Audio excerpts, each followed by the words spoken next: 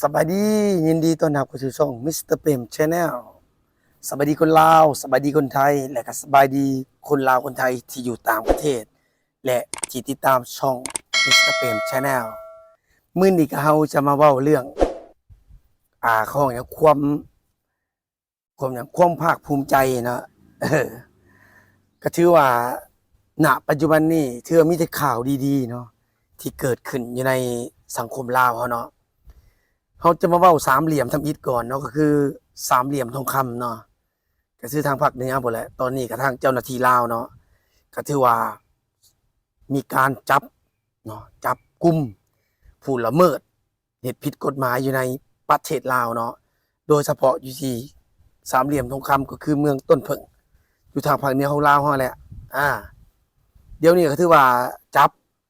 กลุ่มแก๊งคอลเซ็นเตอร์จับทุกมือเลยเนาะเดี๋ยวนี้ก็ถือว่านี่เป็นสิ่งที่ดีและก็เราจะเห็นหลายๆอย่างที่มันพัฒนาและดีขึ้นเกี่ยวกับสังคมลาวเนาะ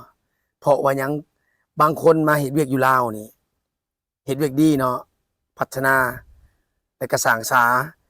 งเวียกสร้างงานให้กับคนลาวเนาะสิเฮาก็ถ้าชมเชยเนาะแต่บางกลุ่มแก๊งไส้ของไส้ประเทศเฮานี่เป็นฐานฟอกเงินบ่สิเนาะถือว่าเป็นบ่อนที่ค้าขายยาเสพติดไปสินี่ก็ถือว่าเป็นสิ่งที่บ่ดีเนาะก็ถือว่าเป็นสิ่งที่แบบว่าดีขึ้นเป็นก้าวๆเพราะว่าตำรวจลาวนี่ก็คือว่าเก่งหลายเนาะถือว่ามีการเขาห้องหยังมีการประสานงานกับทางเจ้าหน้าที่จีนเนาะก็ถือว่าจับแก๊งคอลเซ็นเตอร์เป็นรายวันก็ว่าได้เนาะอันนี้เป็นสามเหลี่ยมแรก ก็คือสามเหลี่ยมทองคำเนาะสามเหลี่ยมเซโนบัดนี้เนาะโอ้ยถือว่างานก็ใหญ่อลังการงานสร้างเนาะอันนี้บ่มีวิดีโอเนาะแต่มีภาพให้เบิ่งเนาะก็ถือว่าจบไปแล้วเมื่อวานนี่เนาะก็ถือว่า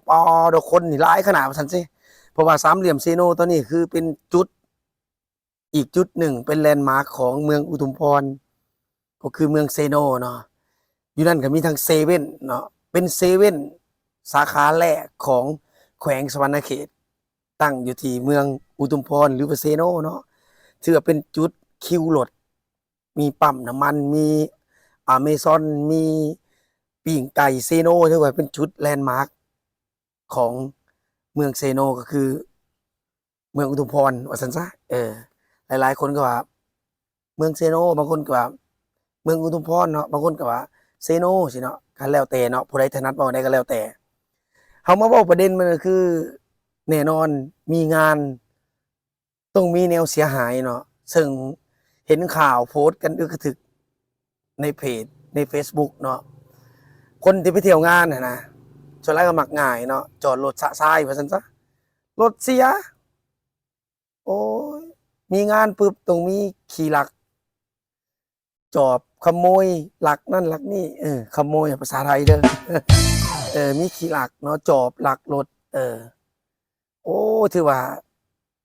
นี่อันตรายเนาะมันมีหม้องฝากรถอยู่เด้อ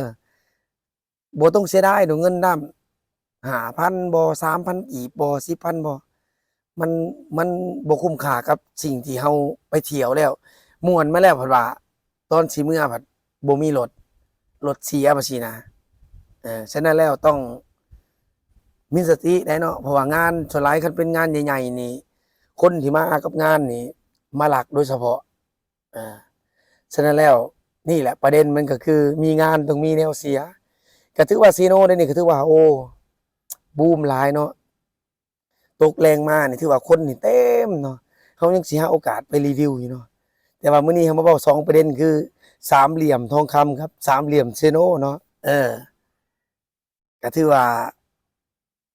มีจุดดีแล้วก็จุดอ่อนมันปนๆกันไปเนาะก็ถือว่า